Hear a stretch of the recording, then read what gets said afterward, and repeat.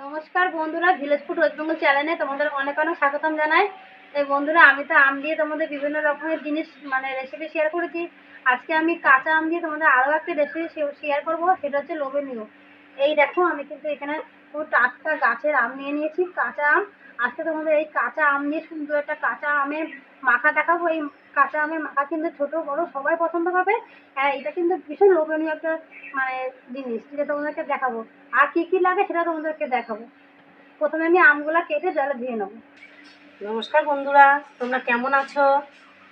তোমরা ভালো আছো? আমিও ভালো আছি। দেখো, আমার বোন আজকে আম মাখা দেখাবে। আমাকে বলছিল দিদি ভাত খেয়ে না। আমি বলছি না, আমি এখন ভাত খাবো না। আমি ছোটোবেলায় খুব সুন্দর আম মাখা ভালো খেতাম। আমরা সব বন্ধুরা মিলে কলা পাতা ছিঁড়ে নিয়ে বসতাম। আমাদের বড়রা একজন আম মাখতো, আমরা সব বসে থাকতাম, আমাদেরকে দিত, আমরা সেটা খেতাম। আমাদের সেই দিনটা আজকে আমার বোন মনে করিয়ে দিল। তাই আমি বললাম এখন আমি ভাত খাবো না, আগে আমি আম মাখাটা খেয়ে নেবো, তারপর আমি ভাত খাবো। তোমরাও এরকম আমটা মেখে খাবে, খুব সুন্দর একটি জিনিস। আমার তো জিভে জল এসে গেছে শুনে। আমি কতক্ষণ আমার বোন মাখবে আর আমি খাবো। ও খুব আমার জিভে জল, আমি আর জল রাখতে পারছি না। তোমরাও এরকম মেখে খাবে। কাঁচা আম তো শেষ হতে গেল, আর তো বেশি দিন নেই, এখন আম পেকে যাচ্ছে। তোমরা কিন্তু পুরো ভিডিওটা দেখবে, আসবে তোমাদের ভালো লাগবে। শোনো, তোমরা ভিডিওটা দেখবে ভালো করে, আমার বোনের পাশে থাকবে, একটু লাইক করবে, আমার বোনকে একটু শেয়ার করবে। তোমরা যদি পাশে না থাকো আমার বোন কি করে এগিয়ে যাবে? তোমরা দেখো, আমার বোনকে বললাম দিদি আমি তোকে আমটা কেটে দিচ্ছি, তুই একটু লেবু পাতা নিয়ে আয়। গন্ধরাজ লেবু পাতা দিলে না খুব টেস্টিং হয়, খুব সুন্দর একটা গন্ধ দেয়। আমটা কাটবে, আমি আমটা কেটে নিচ্ছি। আমার তো জিভে জল এসে গেছে, কতক্ষণ মাখবে আমটা, আমি আর সহ্য করতে পারছি না। তাই আমি একটু সহযোগিতা করে দিচ্ছি বোনকে, আমটা কেটে দিচ্ছি, তাড়াতাড়ি খেতে পারবো আমি। ওইদিকে দিদি আমটা কাটছে। আর দেখো, আমি কিন্তু এই লেবু গাছটা লাগিয়েছি। এটা গন্ধরাজ লেবু পাতা, আর গন্ধরাজ লেবু চারা। আর গাছটা কিন্তু অনেক বড় হয়ে গেছে, তাই এখান থেকে আমি কটা পাতা ছিঁড়ে নেবো। দেখো, পাতাগুলো বেশ বড় বড়।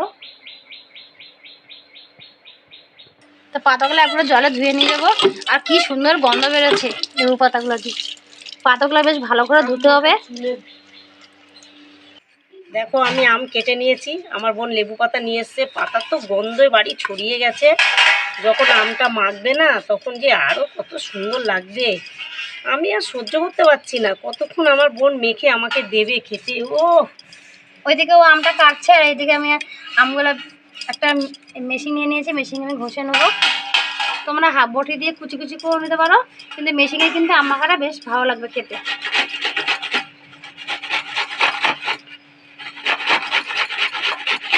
এই আম মাখাটা কিন্তু খেতে ভালো লাগবে, একটু টক মিষ্টি মিষ্টি হবে।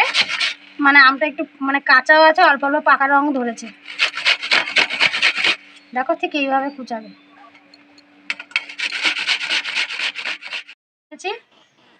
দেখো, অনেকটা আম হয়েছে। আর দেখো, কিন্তু কাঁচা আর পাকা আম মিক্স করে নিয়েছি। এই আম মাখাটা খেতে কিন্তু ভীষণ ভালো লাগবে। কাঁচা আম মাখা করতে লাগবে। আমটাকে ঘষে নিয়েছি, আম সামান্য পরিমাণে চিনি। আর এই কাসনটা কিন্তু আমি বাড়িতে তৈরি করেছি। তোমরা যদি কাসনটা কীভাবে করতে হয়, তোমার ডেসক্রিপশান বক্সে লিঙ্ক দেওয়া থাকবে, তোমরা কীভাবে বানাতে হয় দেখে নেবে। আর 3টে শুকনো লঙ্কা নিয়েছি, যে যেরকম ঝাল খাবে সেই সেরকম ঝাল দেবে।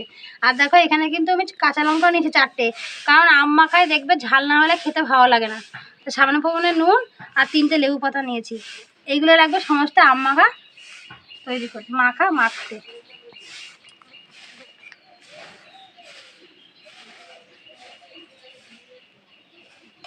এবার একটা মোমবাতি নিয়ে নিয়েছি, এই মোমবাতি দিয়ে কিন্তু আমি লঙ্কাগুলো পুড়িয়ে নেবো।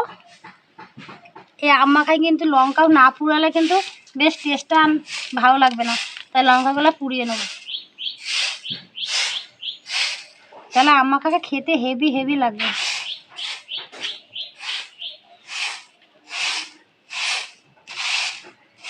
এইভাবেই 3টে লঙ্কা আমি পুড়িয়ে নেব নিয়েছি। এবার কি কি লাগবে তোমাদেরকে দেখাবো,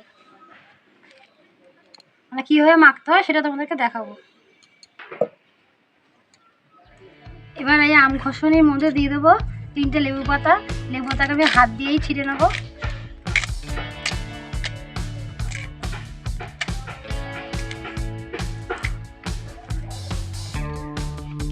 এবার স্বাদ মতন একটু চিনি দেবো, আর আম মাখাতে একটু চিনিটা বেশি দিলে কি খেতে ভালো লাগে। সামান্য পরিমাণে নুন দিয়ে দেবো, মানে কয়েকটা কাঁচা লঙ্কা পাশে রেখে দিই, এগুলো পরে হাত দিয়ে গিলে দেবো। এবার শুকনো লঙ্কা,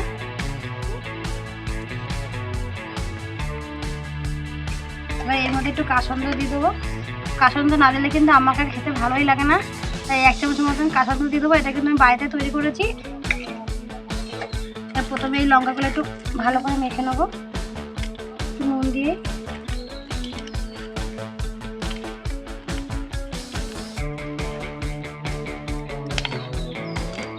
আম মাখা দিয়ে যেরকম ঝাল খাবে সে সেরকম লঙ্কা দেবে।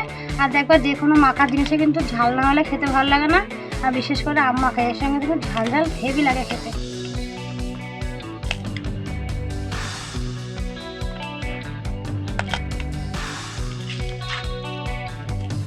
আমি কিন্তু এখানে কাঁচা লঙ্কাও দিলাম, আর এই লঙ্কা কিন্তু পুড়িয়ে নিয়েছি।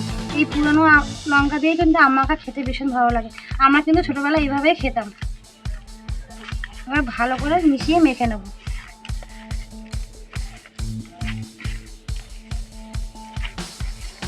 এই আম মাখা কার কার খেতে ভালো লাগে বন্ধুরা, তোমরা কিন্তু অবশ্যই কমেন্ট করে জানাবে। আর এটা কিন্তু ভীষণ একটা লোভনীয় জিনিস, এটা একবার খেলে কিন্তু বারবার খেতে ইচ্ছে করবে।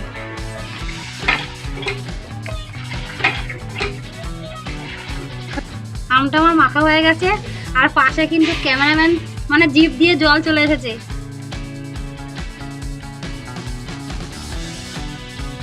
অবশেষে কিন্তু আমার কাঁচা আম মাখা হয়ে গেছে, আর দেখো দুজন কিন্তু কলা পাতা নিয়ে বসে গেছে খাবে।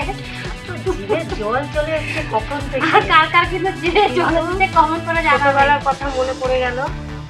আমরা ছোটবেলায় আমাদের অনেক বন্ধু আছে, আমার জ্যাঠাতো বোন ছিল, সব ছিল।